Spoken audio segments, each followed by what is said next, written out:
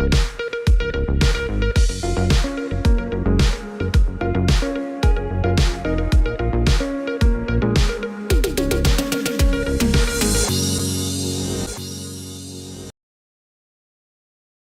News കാലാവസ്ഥാ വാർത്തയിലേക്ക് സ്വാഗതം.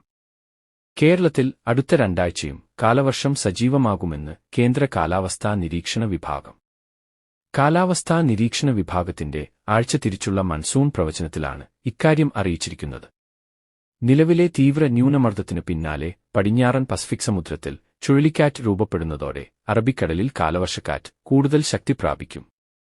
കൂടാതെ വടക്കൻ ബംഗാൾ ഉൾക്കടലിൽ അടുത്തയാഴ്ച അടുത്ത ന്യൂനമർദ്ദം രൂപപ്പെടാനുള്ള സാധ്യതയുമുണ്ട്.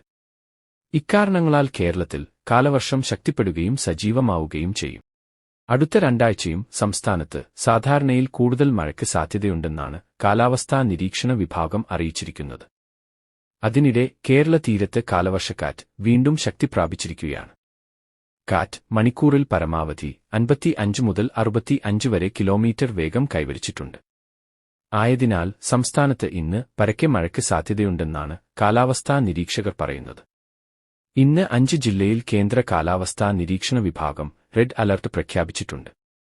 മലപ്പുറം മുതൽ കാസർകോട് വരെയുള്ള ജില്ലകളിലാണ് അലർട്ട്.